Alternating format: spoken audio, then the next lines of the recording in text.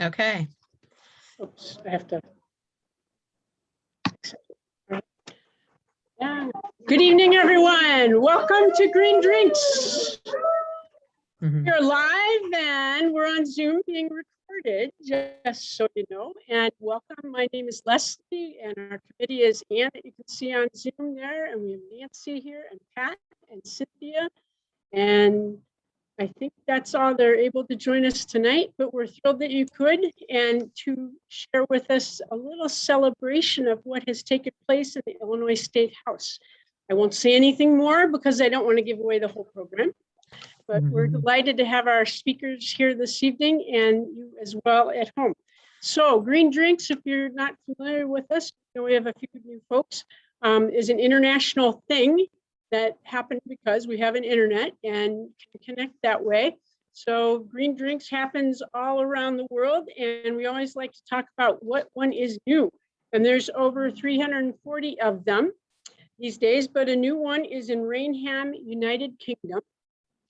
And we welcome them. And Green Drinks started because folks were talking and realized other folks were talking about environmental issues. And so let's get together a little more often and regularly and learn. And so here in Crystal Lake, or McHenry County, I should say, our Green Drinks goals are to come together, build our community, do some learning, and to connect back to our community so that we're involved in whatever way works for us to do that. So we want to thank, as always, our host site, which is Duke's Ale House. Zach's back over there. And Duke's is still growing strong Wednesday through Sunday. So please come support them as you can. And we're always delighted and appreciative. And then our other co-sponsors, Defenders of McHenry County. So give it up for them as well. And they maintain our email list and our Zoom account, which is now very important for us. We're really appreciative for that too. Wanted to let you know about next time in November. We are this close to getting the final name and subject matter, but it's going to be a surprise. So please tune in and join us in November. We'll get the word out in terms of what it will be ahead of time so you can decide that. And also know that because we're recording this thing you can come back and look at another time as well. I think that takes care of it, our November surprise, except that we always have announcements at the end, and we're going to still do that because, like we said, we want to build our community and connect folks, but we have a special visitor.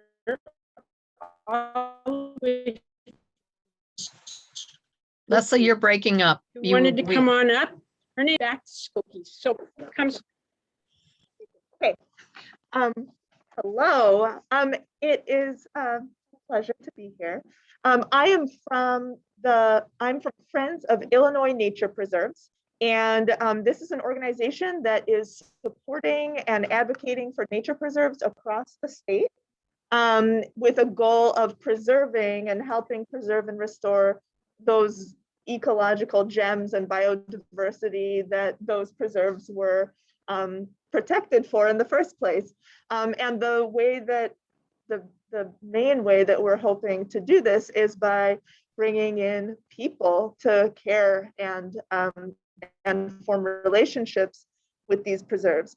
And there is an exciting opportunity happening in one village over, in the village of Lakewood, in about 2 weeks.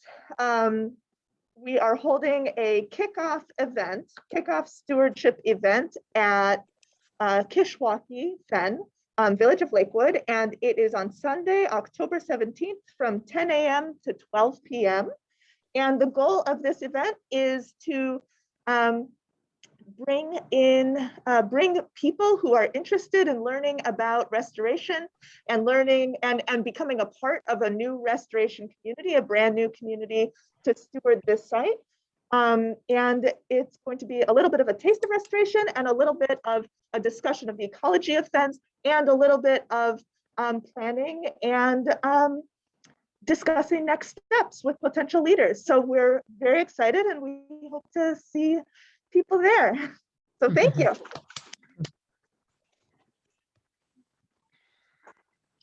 All right, with that, we're about to get moving ahead with our program this evening, but just to remind you, we're recording. So if you could turn off your camera and make sure you're muted for that if you're on Zoom. The rest of us, we're right here. We get to see everything in person, which is fun. And I would love to introduce Jessica Beverly this evening. She's with the Sierra Club. She's a clean energy advocate with the Sierra Club. She also is a Defenders Board member. So we appreciate all the different kinds of things you do. And she has worked really hard also on aspects of the Clean Energy Jobs Act and bill. So would you come on up? And she's going to introduce our speaker this evening. Thank you, Jessica. Hi, thanks. Mask off, glasses down. All right. Welcome, everybody. Thank you so much for being here in line and on person. Jessica Beverly. I'm with the Defenders Board of Directors. I live in Woodstock. I have 2 little kids. It's really fun. I'm really glad that we moved here 2 years ago, or a year ago. I'm also a Sierra Club employee, and I'm clean energy advocate for the state of Illinois. I worked with the Clean Jobs Coalition on CEJA and both CEJAs, the Clean Energy Jobs Act and the Climate Equitable Jobs Act. I'd like to, I thought it would be a great idea to invite our partner, Clean Power Lake County, here to speak tonight because they have done so much work and they're our partner county and they're a frontline community and they have spent years trying to get this done. And their grassroots advocacy and their tireless efforts at getting the Waukegan coal plant closed have really paid off. And oh, I'm getting goosebumps. I'm so proud of them. I'm going to introduce Eileen Shanley-Roberts. She's a founding member of Clean Power Lake County, and it's an all-volunteer community group committed to empowering frontline environmental justice communities to shift Lake County to a healthy, renewable energy community and to achieve the self-determination of the immigrant, low-income, and working-class families who live there.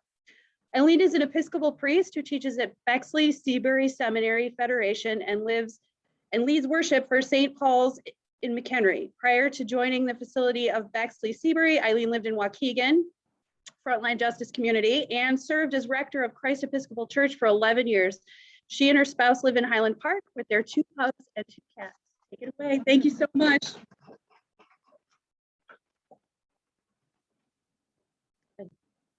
So thank you for inviting me. And as Jessica said, I'm Eileen Shanley-Roberts. I am a former co-chair of Clean Power Lake County when I left Waukegan, which, you know, pastors often live in community provided housing. I stepped down because one of the underlying principles governing our work is that the leadership of the movement needs to be by those most impacted, and it should represent most closely the people who live in the community that's most impacted. So our actual co-chairs are Celeste Flores and Dulce Ortiz. And actually we did the formal incorporation as an Illinois nonprofit today. Not as a 501c3, we're still utilizing IEC as our fiscal agent, but we are really and truly our own nonprofit. And a lot of what we do involves education of the community, advocacy, education of our legislators, and working for change. So we have 2 really amazing victories. We have CEJA, the Clean Energy Jobs Act, which I've got my t-shirt here. And, you know, we're all really good environmental stewards, or we're all nonprofits who are really cheap. We've been using the same t-shirt since 2019. I've also got our Clean Power Lake County t-shirt, but I ran out of weight to hold them up. So Clean Energy Jobs Act, which has become the Climate and Equitable Jobs Act. But prior to the passage of the Climate and Equitable Jobs Act, our work, which began in 2013 as part of the Sierra Club's Beyond Coal campaign, finally paid off. and NRG Energy announced the closure of the Waukegan coal-fired plant. And it's a major victory, and it's not the victory we wanted, which I will get into as we move through this a little bit. So I'm going to talk about how Senate Bill 2408, which is its new number, can impact a community. And as you all know, on September 15th, Governor Pritzker signed this bill that had finally come to the floor. It took 3 years. It was supposed to be a seamless transition from CEJA, the Future Energy Jobs Act, that was passed in 2016. And it was continually blocked.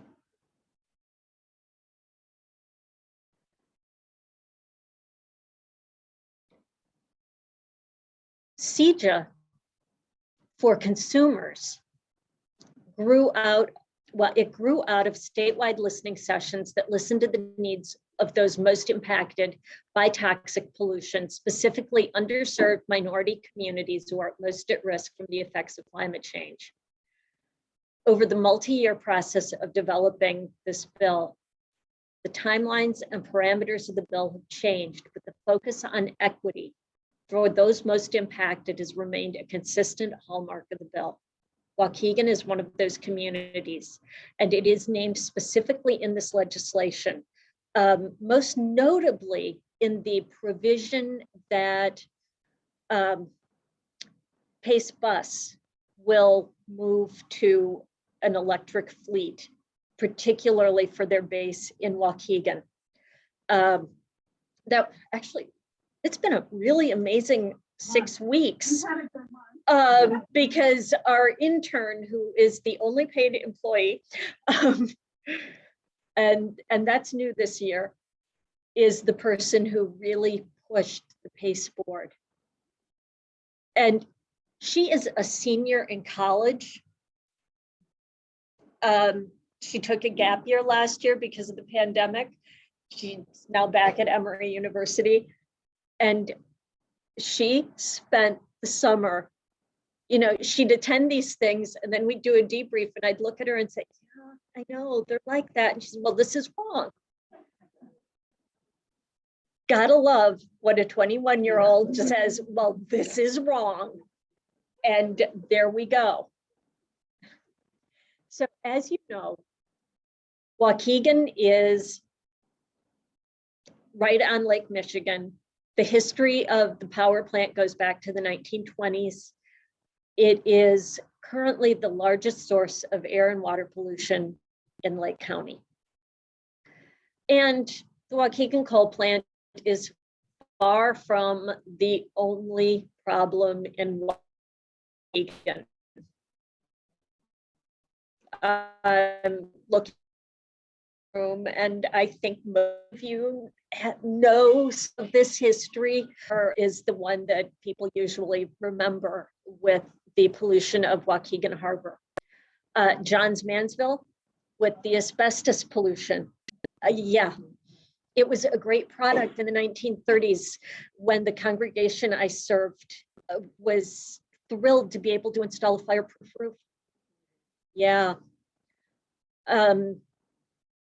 Waukegan has 5 Superfund sites. It's more Superfund sites than any other community in the state of Illinois.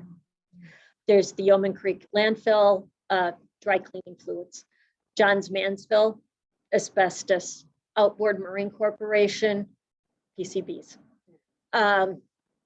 North Shore gas plants, north and south, all of the chemicals associated with natural gas and pet coke. The last thing Waukegan needs is another Superfund site. So Clean Power Lake County recognized that the likelihood of that plant closing was high. It's a peaker plant, They're paid with capacity payments. So when the weather is bad, it runs at full operation, but most of the time it's just kept running at a low level and they make money. But that low level is continuing to generate toxic pollution. It is kept open simply because it's profitable. And we knew that as soon as it became not profitable, it would close, probably with no warning to the community. And this is why it's a bittersweet victory. The plant closed, well, the announcement of the plant closure came without any provisions for a just transition. We're grateful that we've been given a year's lead time. It's supposed to close next June, rather than, 60 days or 2 weeks, which has happened in other communities. But Clean Power Lake County wanted to negotiate for a just transition for the community and the workers. We have the closure. Part of CEJA will include provisions to ensure a just transition. Just here are some statistics. Each year, the plant is responsible for 18 deaths, 5 hospital admissions, 7 asthma-related ER visits, 871 lost work days. That's a huge cost to a community. The contributions that NRG Energy makes to the community in terms of small grants to the library, city events. One of their signature programs is an environmental education program that for low-income children that's run out of the Baptist church. The programs they support, a $500, $1,500 grant, is a lifesaver for the program. When you think about that in terms of over 800 lost work days, the cost comes nowhere near it. One of the major sources of pollution is coal ash.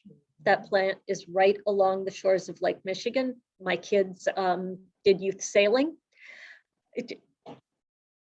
They could have tossed rocks into the coal ash pits from the lake. And we know with the rising lake levels and the increasingly volatile weather, the risk of pollution of our major source of drinking water is very great. The coal ash ponds are also, the active ones are in fact clay lined. There are historic legacy ponds that are completely unlined. And the company is in fact aware that those are actively leaching. One of the things that we did was participate in the Coal Ash Pollution Prevention Act, SB 9, and attended countless sessions with the Illinois Pollution Control Board to talk about the risks to our community,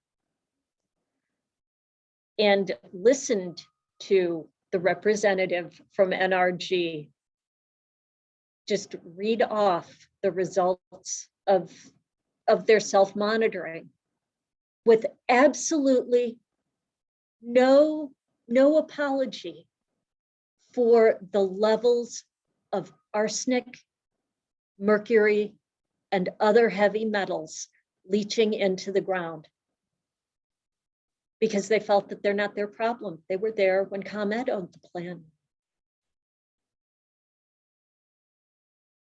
So SB 9, which was passed into law, is a step in the right direction, but it's still not enough.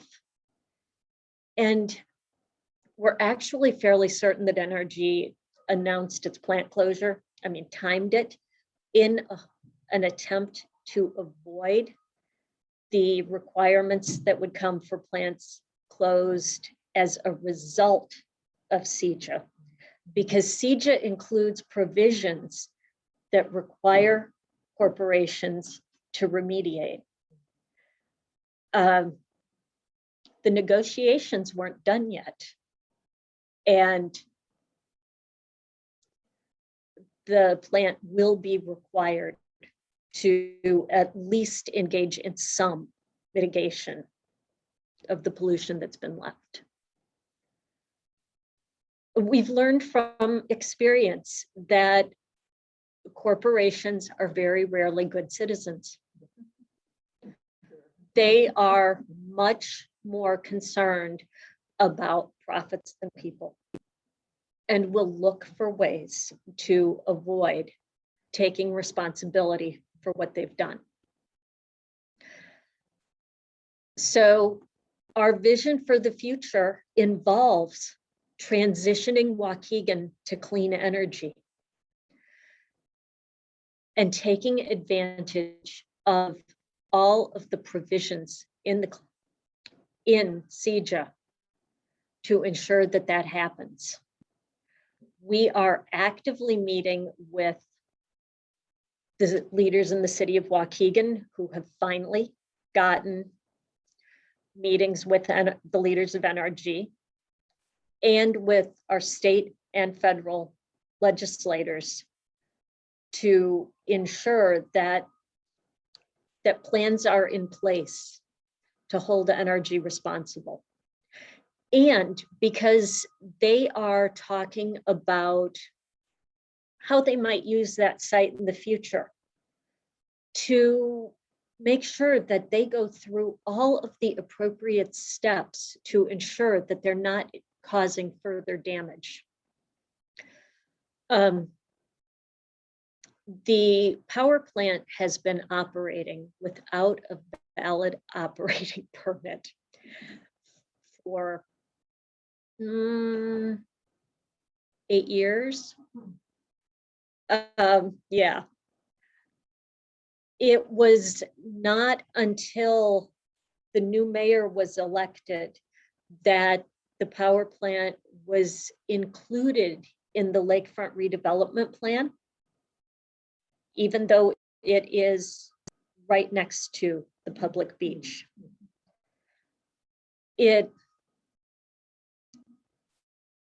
This is an opportunity that has substantial backing behind it for us to enforce the rules that are already on the books locally and to add to what can be done.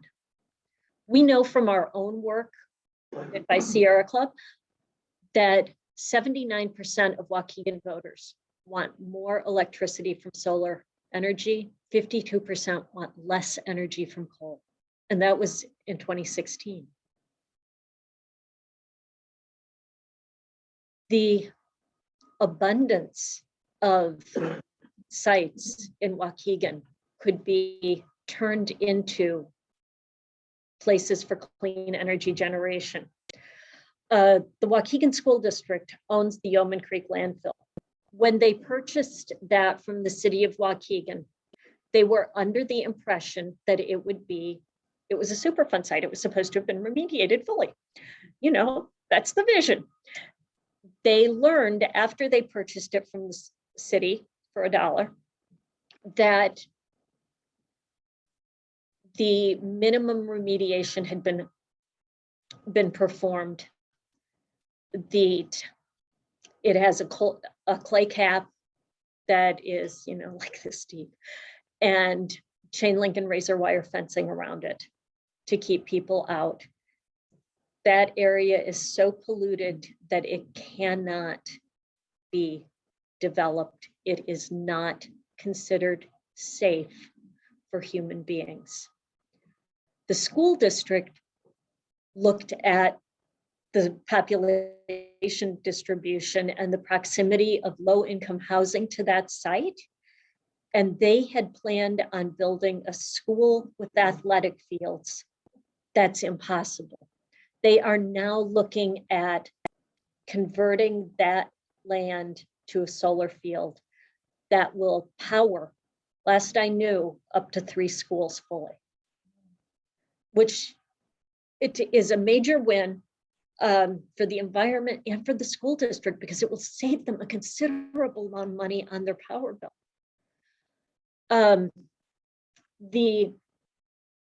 So outboard marine power plant, and then we get up into here, and this is the Johns Manville area, which is located right next to the NRG plant. Also impossible to be redeveloped. When we moved to Waukegan in 2007, it was still the case that chunks of asbestos were washing up on the shores of Lake Michigan. There is an access road that connects Waukegan to Illinois State Beach.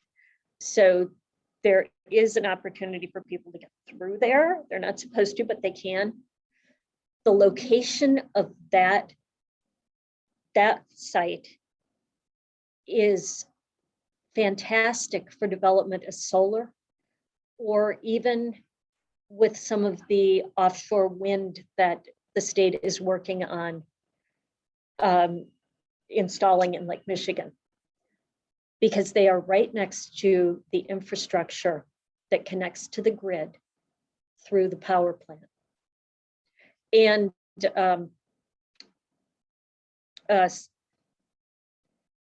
another section that was built by ComEd.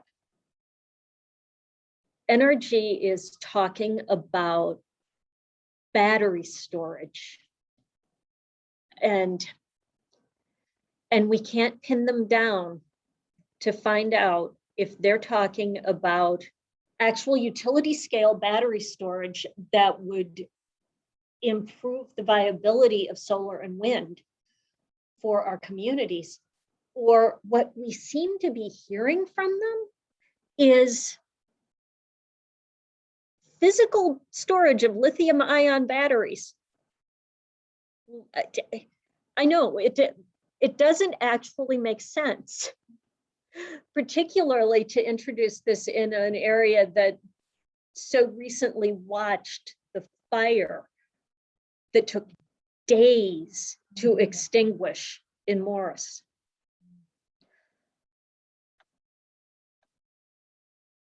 So the Climate and Equitable Jobs Act combines appropriate pollution regulations and equity protections to help communities stop this kind of exploitation. It allows for responsible transitions with timelines for fossil fuel plants like the one on Waukegan's lakefront.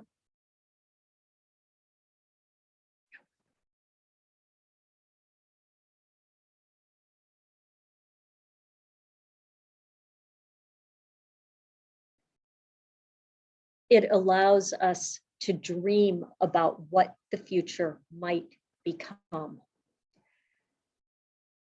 The Climate and Equitable Jobs Act invests $41 million per year in former fossil fuel communities and workers. It will replace lost property taxes, help workers with training, and support equity-focused workforce programs to help communities like Waukegan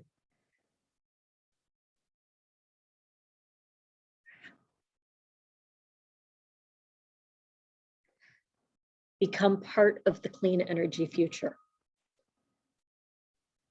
Dulce Ortiz was present when the governor signed the bill into law.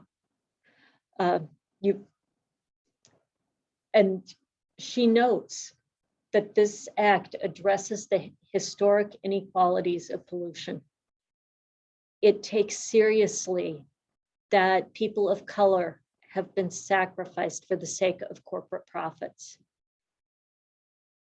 And it gives communities that are predominantly Black and brown an opportunity to consider hope for the future.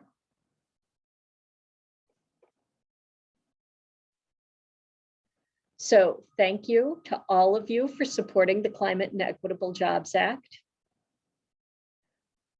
It took the work of all of us. I am sure that all of you were on the phone with your legislators and writing letters and sending emails. I was engaged in that, and we set up meetings with everybody over in Lake County, and it crossed the finish line. This is a huge win for our state. And it demonstrates that together we are stronger and we make a difference. So if you would like to learn more, you can always email us at cleanpowerlakecounty@gmail.com. I will admit that we don't necessarily check our email as often as we should. It's not a good thing, but it's a real thing. You can also follow us on Facebook, Twitter, or Instagram. Our intern has done really great work with the Instagram, which I am not really on, but when I proof her stuff, it's fantastic. So if you're on Instagram, I encourage you to check that out. For more information on CEJA, the IllinoisCleanJobs.org. You can also go to the NRDC website, and I will share. Stop share so I can see this. And we have so we have Clean Power Lake County has a website.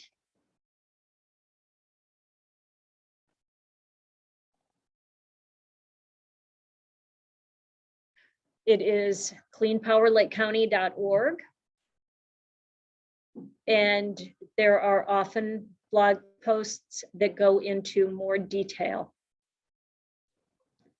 on what we are working on and what we have accomplished.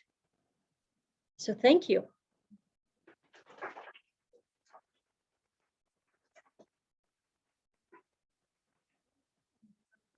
Questions? I am up for questions. All right, so. Anybody local, in-house, questions? Yes, ma'am.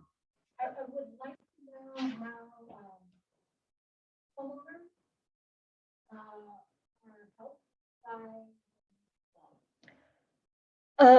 Yes. Okay. So there's a lot, and there's one part very often. But there's that metering, certain people know that the power you're selling at ComEd will have a specific contract date, and it would be more specific than what it was under CEJA. The adjustable block program is 4 times as large as it was, so it opens up all that solar money. We were talking about the solar cliff, and we were saying it's coming, it's going to be terrible. It's over.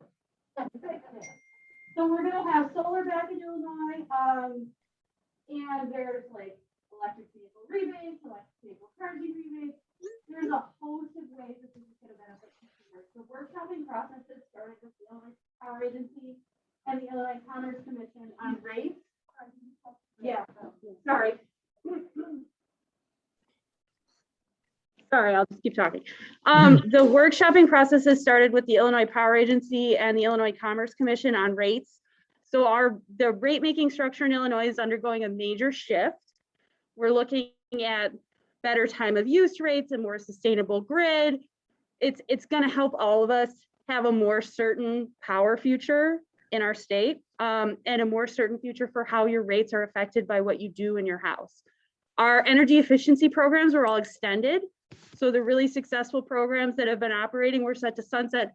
They've been extended. What else?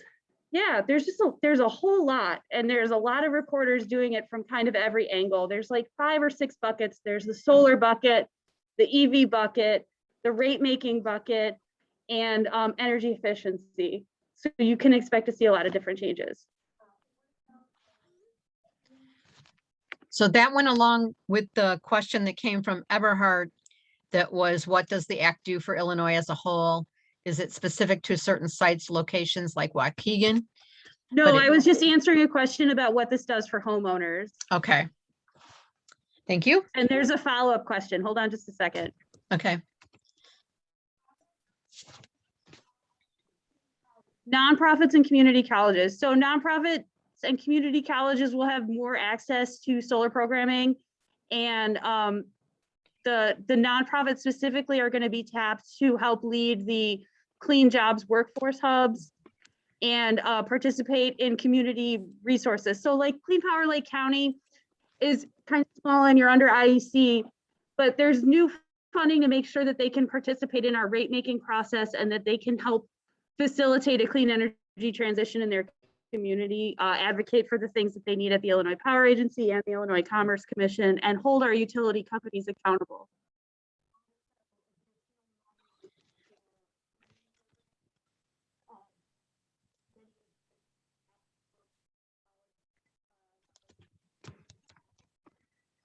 Was there someone asking a question there? We can't hear anything. I'm sorry, Yeah. she's saying that there's the 13 workforce hubs. Yes, so. Okay. The question was about how might our community colleges benefit and the workforce development hubs and just transitions for the people who work in fossil fuel industries. So there will be access to job training for them. Hold on, I got the key. Oh, good. Okay. Mhm. Yeah, no, I have all of them. I did the transportation pillar, so we'll get it done. All right. There was a question in the chat that I missed. I'm sorry. Yeah. What does the act do for the Illinois as a whole? Is it specific to certain sites, locations like Waukegan? And also, is there an appropriate cost benefit algorithm that was been set up to assess individual businesses within a locality? Okay, I can see the chat now. All right. Okay. What does the act do for Illinois as a whole? It gives us better certainty for our rate making across both the MISO and the PJM markets. So we're in PJM, we're up here, Ameren, and most of the municipal co-ops are downstate in MISO. It offers more certainty for our rate making structure. It holds our utilities accountable. ComEd's not the only bad actor when it comes to our utility setup. They have to hire practices. They have to do reporting. They have to. There's big priorities for along rural and highway corridors. There's a $4,000 EV rebate throughout the state. There is, we're going to do beneficial electrification plans. So we're going to come up with new and now to help decarbonize our transportation sector and preserve the integrity of our grid. What else? Energy efficiency is throughout the state. We're going to close dirty coal plants. We're doing a lot for the state. It's going to be great. Okay. Let me go back. Yeah, go to the Hold on, let me first do one. more Go to the first one. question from here. You're breaking up, Jessica.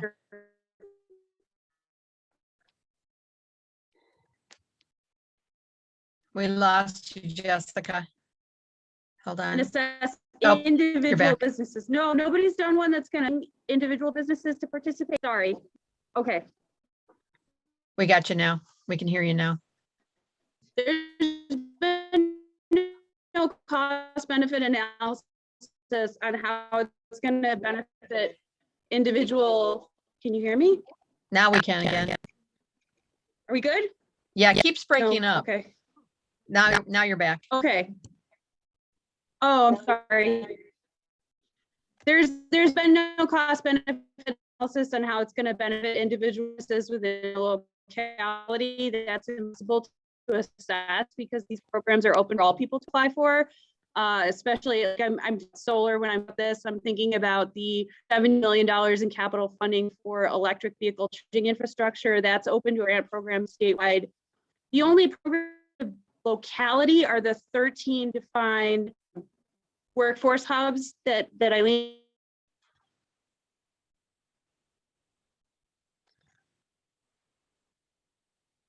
Oh, now oh, there you are again.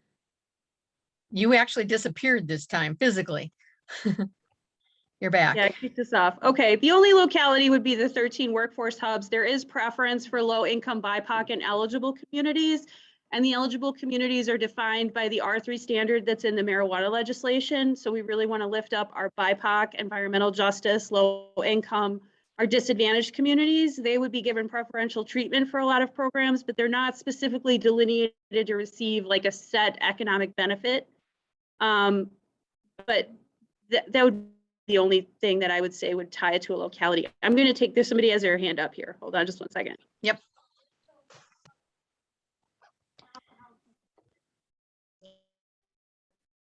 This is going to benefit extremely well from this legislation.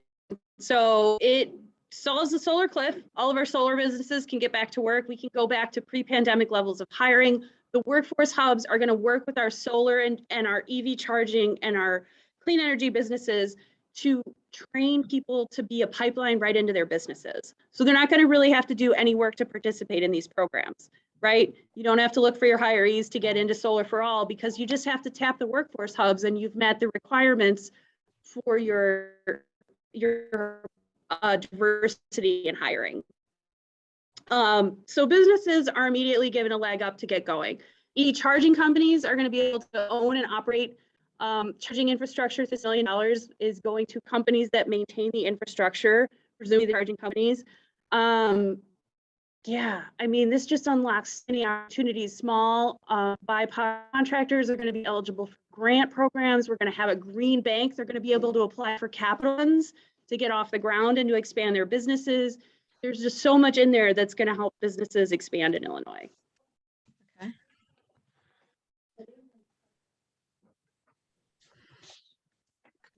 Well, so I'm thinking solar businesses, I'm thinking energy efficient contractors are going to be participating in that. The guys that come in and help do the envelope in your home, your insulation, your windows, all of that. I'm thinking your electric vehicle charging guys, your electricians that set up and install the charging.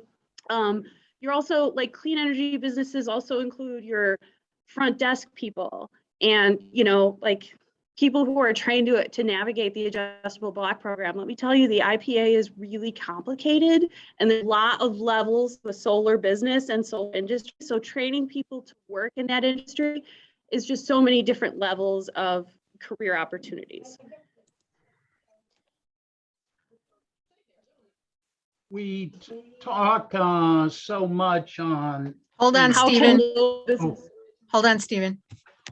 Excuse me just a second. She's asking, how can a local business access solar for their business? They would be able to apply under the adjustable block program just like anybody else. They would be able to, like Solar for All, we've applied for that, community solar. But yeah, they would be eligible to open themselves up to the recs just like anybody else. Okay, we have Stephen Platt has a question. Go ahead, Stephen. Sure. Well, for example, I was thinking in terms of a smelter or so in an area and transferring it not to solar power, but certainly that could be included. But are there allowances for other environmental safeguards in terms of pollution from that plant included in the act? Are you asking about gas plants? Well, no, let's say someone takes scrap metal and produces, other products with it. No, this doesn't cover that. There is a different bill that just failed in the Senate on that. No, this is exclusively clean energy stuff. Just clean energy. But I mean, some of that stuff would actually help, could potentially help in those areas as well. Agree, and IEC is working out, the Environmental Council is developing their 2022 and 2023 legislative plan on how this is going to work moving forward. Yeah, it's pretty complex. going to be a whole thing. We're really Mhm. excited to get into coal ash rulemaking and nail out some good rules to keep this pollution down and to clean up the messes we've already made. Yeah, we're kind of trying to attack it from all angles here. Okay, anybody else have a question in Zoom that wants to raise your hand? Using reactions don't down know on the where the bottom chat line?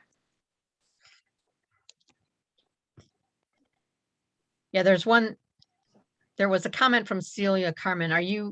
You're dropping out again, Eileen? I mean, Jessica. Yeah, I can see it. So coal plants can still be open and sell coal to other states. Is there legislation to close them permanently? Eileen's our decarb expert. Mhm. Yes, all but 2 of our coal-fired generating stations need to be closed by 2035. There are 2 plants that were carved out, Prairie State and Springfield. I believe Prairie State still needs to be completely closed by 2045. And there are, here we are.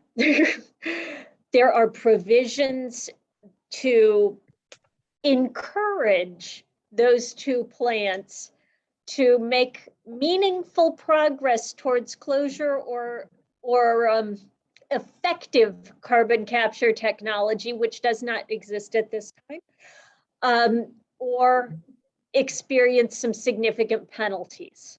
So no, it will not be possible for a coal-fired plant to exist in the state of Illinois and send power on the grid to somewhere else.